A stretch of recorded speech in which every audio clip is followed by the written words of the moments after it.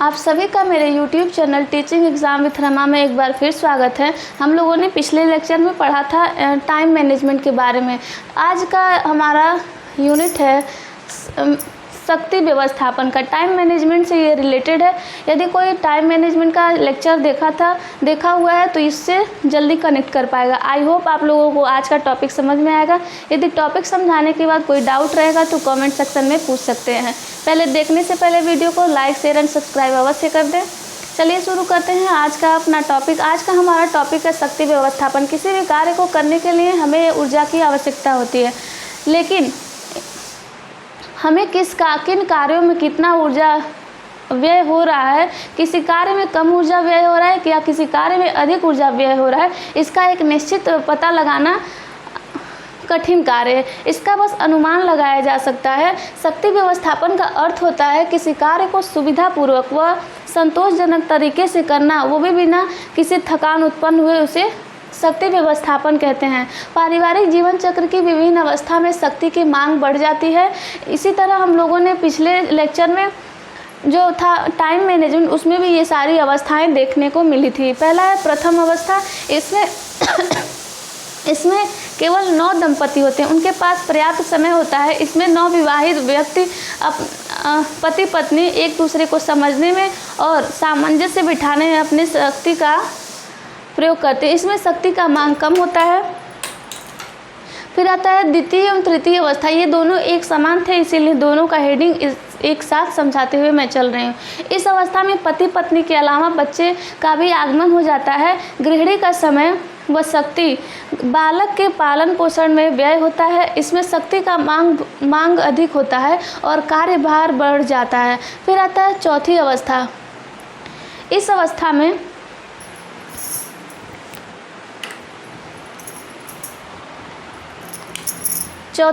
इस अवस्था में बच्चे उच्च शिक्षा प्राप्त करने के लिए विश्वविद्यालय जाते हैं तथा वे माता पिता पे निर्भर नहीं होते। अपना कार्य वो खुद करने लगते हैं, जिससे गृहिणी का कार्यभार कम होता है और उस समय शक्ति का डिमांड कम होता है। फिर आता है पांचवी स्थिति।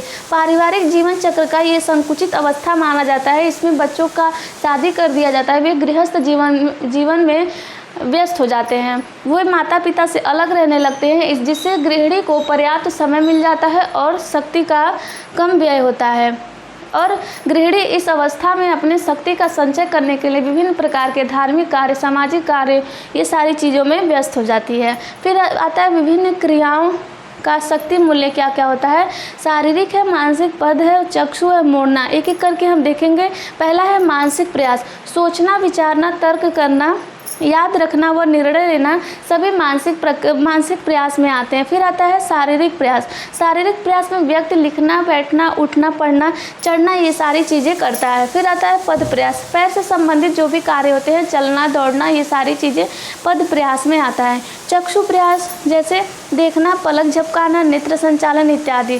फिर आता है मोड़ना प्रयास, जैसे झुकना, हम किसी चीज़ को झुक करके उठा रहे हैं, नीचे गिरा हुआ वस्तु। फिर आता है बैठना।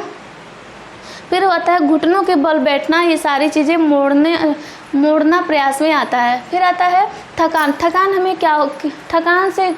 का क्या अर्थ है? हम किसी कार्य को लंबे समय तक लगातार करते हैं बिना किसी ब्रेक के, तो जो भी शारीरिक और मानसिक स्थिति में थकान उत्पन्न होता है उसी को फटीग कहते हैं हम। थकान के कारण क्या क्या हो सकते हैं? थकान के बाहरी कारण हो सकता है अशुद्ध वायु, बाहरी कोलाहल, अत्यधिक शोर या अत्यधिक कार्यभार। आंतरिक कार्य क्या होगा? व्यक्ति यदि बीमार है, कमजोर है या किसी रक्त अल्पता से ग्रसित है, तब भी व्यक्ति आंतरिक रूप से कम कारक होंगे थकान के। थकान के प्रकार कौन कौन से होते हैं? थकान के 2 प्रकार के होते हैं, एक शारीरिक थकान, एक मनोवैज्ञानिक थकान। शारीरिक थकान में व्यक्ति की शारीरिक स्थिति वह स्थिति है जो पूर्व में किए गए कार्यों का वर्तमान में कार्य करने में बाधा उत्पन्न करता है, उसे शारीरिक कार्य करते हैं। पेशियों के थकान को मापने के लिए अर्गोमीटर नामक यंत्र का उपयोग किया जाता है। फिर आता है मनोवैज्ञानिक थकान। मनोवैज्ञानिक थकान किसी व्यक्ति की वह स्थिति जिसके कारण व्यक्ति अपने कार्य से घृणा करने लगता है। व्यक्ति अरुचिपूर्ण कार्य को भार समझ करके करता है तो उसे मनोवैज्ञानिक थकान कहते हैं। मनोवैज्ञानिक थकान के भी 2 प्रकार के होते हैं, एक होता है नीरस, दूसरा होता है कुंठाजन्य। नीरस थकान में होता है यदि किसी कार्य को लेकर के व्यक्ति बोझ समझ के करता है और उससे बोरियत महसूस होता है तो उसे नीरस, उबाऊपन महसूस होता है, उसी को नीरस थकान कहते हैं। फिर आता है कुंठाजन्य थकान, जब किसी कार्य को व्यक्ति उसके कार्य के रुचि के अनुकूल नहीं होता है, कार्य व्यक्ति उसको बोझ समझ के करता है, या इसमें ये कह सकते हैं, मान लीजिए हमने कोई टारगेट सेट किया है, आज के टू डू लिस्ट में ये कार्य करना है, यदि हमारा वो कार्य आज नहीं समय पे पूरा नहीं हो पाता तो हमें फ्रस्ट्रेशन हो जाता है। फिर आता है थकान के लक्षण क्या क्या होते हैं। जब व्यक्ति में थकान हो जाता है तो व्यक्ति सुस्त एवं आलसी हो जाता है, व्यक्ति को नींद, उबासी और जमाही आती है। फिर कार्य क्षमता में व्यक्ति कार्य को अच्छे तरीके से नहीं कर पाता। फिर कार्य में जो कार्य कम समय में भी होने वाला होता है उसमें भी व्यक्ति अधिक समय लगता है। फिर एकाग्रता में कमी, व्यक्ति एकाग्र मन से कार्य को कर नहीं पाता, व्यक्ति का मन इधर उधर भटकता रहता है। फिर आता है काम में मन लगना, व्यक्ति कार्य को मन से नहीं करता अपितु बिना मन का कार्य को करता है जिससे उचित परिणाम नहीं मिलता है। फिर आता है थकान दूर करने के उपाय। थकान दूर करने का एक सबसे अच्छा उपाय है विश्राम करना, पर्याप्त नींद लेना। फिर आता है कार्य में परिवर्तन, यदि किसी स्टूडेंट को पढ़ाई करते करते थकान उत्पन्न होता है, पढ़ाई में मन नहीं लगता है, तो वो अपने विषयों को चेंज करके अपनी थकान को दूर कर सकता है। फिर आता है मोटिवेशन। व्यक्ति बाहरी मोटिवेशन की अपेक्षा आंतरिक मोटिवेशन से अधिक प्रभावित होता है। फिर आता है कार्य में कौशल विकसित करना। किसी कार्य को बोझा समझ के नहीं करना चाहिए, उसे कार्य कौशल के विकास की दृष्टि से करना चाहिए। फिर आता है मनोरंजन एक बहुत बड़ा फैक्टर है थकान को दूर करने के लिए, जिससे व्यक्ति ऊर्जावान बन जाता है और कार्य में अधिक मन से करता है। फिर समय शक्ति बचत के उपकरण का इस्तेमाल करना, जैसे वॉशिंग मशीन, ये मिक्सर ग्राइंडर, ये सारी चीज़ें, वैक्यूम क्लीनर, ये सब। फिर उचित शारीरिक स्थिति, यदि एक ही स्थिति में पूरा दिन बैठ कर के काम किया जाए तो हमारी शारीरिक थकान होना स्वाभाविक है।